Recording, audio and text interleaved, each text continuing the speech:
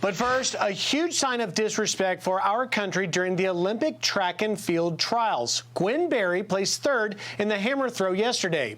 And as the national anthem began to play with the winners at the podium, Berry turned away from the flag so she was facing the stands. Then, toward the end of the anthem, she pulled up a black T-shirt with the words "activist athlete" on the front and covered her head. Berry saying, quote, "I feel like it was a setup and they did it on purpose. I was pissed, to be honest.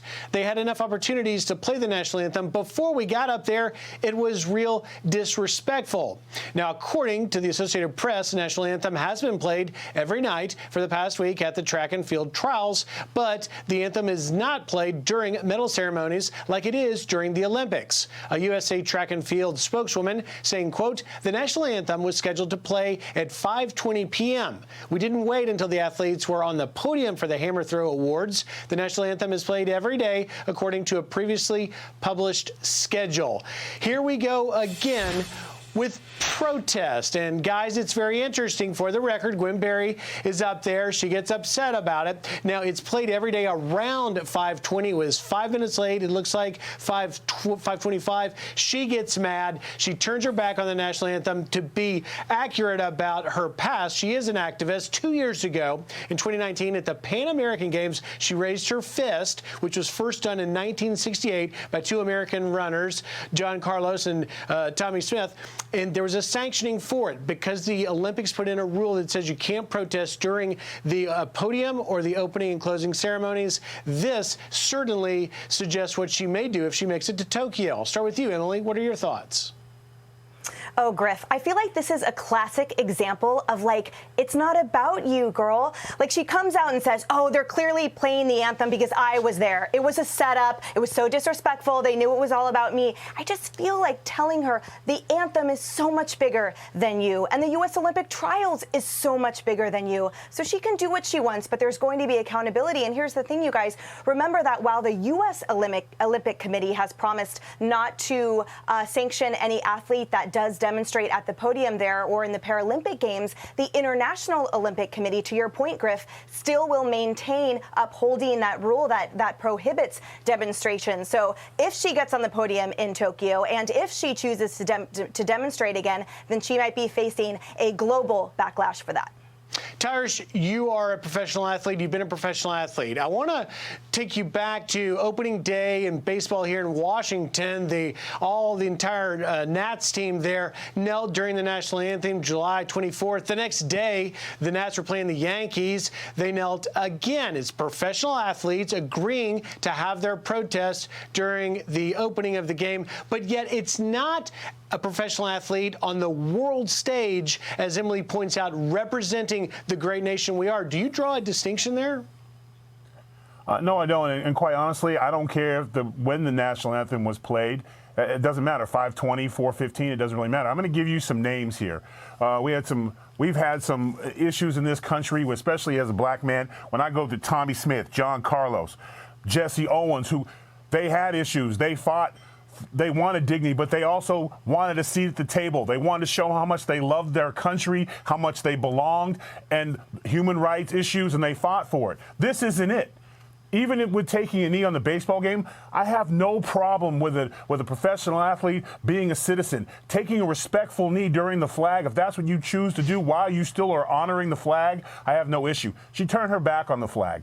She was upset they had the gall to. What song would you think they're going to play at the Olympics?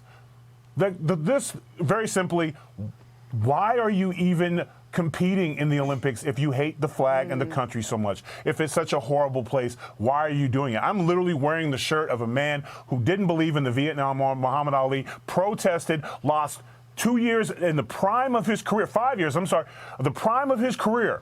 And he gave it up because of what he believed in. And history looks back at him now as a hero. But at the time, there was consequences for his actions. And he took it because he believed in what he stood for. So if it's this bad and you're this insulted, why are you competing? Protest, sit out, see who takes notice. That's a great point, Tyrus. Let me go to you, Abby.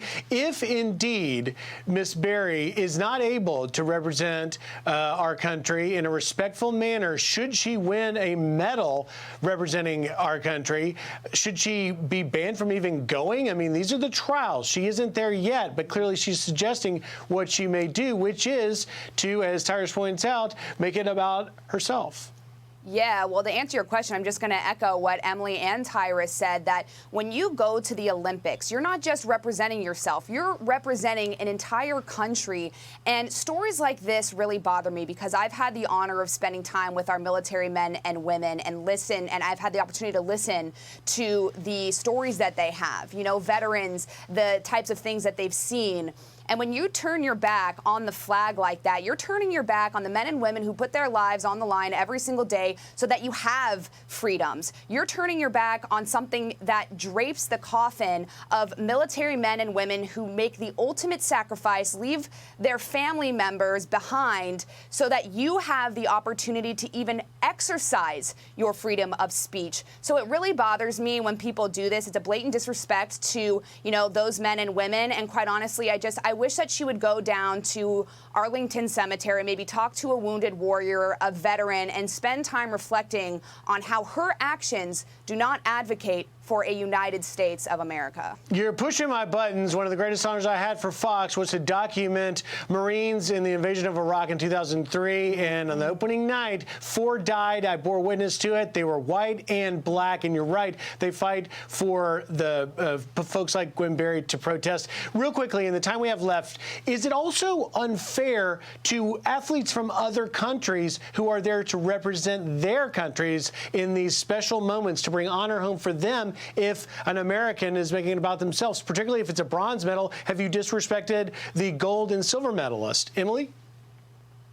Griff, I think that's such a great question, especially when you look at the, quote, injustices in our country in contrast to those in other countries that are truly facing, for example, in China, concentration camps, actual systemic extinguishing of entire races. It's absolutely abhorrent. They're in certain countries where you are put to death for being homosexual. The list goes on. So I agree with you that to sort of make it about yourself, to echo my colleagues' points, to disrespect the flag in that way, and also to have zero perspective of what that global landscape looks like. It's just one more example of these athletes making it all about themselves and refusing to honor the rest of those who served this country and served that flag and for all it stands for. All right, in the last 30 seconds I got, just to get the pulse of everybody on the panel, Tyrus, what do you say? Unfair or fair to protest at the Olympics? That's the beautiful thing about our country is we can do things like that because we are a country of freedoms. You can love the military and have an issue with what's going on in our government, and I think you can respectfully protest something like taking a knee or raising a fist to acknowledge those that need help. But to turn your back on the flag, why be there? Abby, unfair? Right. Well, I think Tyrus said it perfectly. It's about respect, and you know we have freedoms in this country. You can protest, you can disagree with anything you want, but I just hope that moving forward, people realize that the way that they protest sometimes is more divisive and doesn't advocate for change. It's not that you do it; it's how you do it. Such a good point. All right, guys, coming up.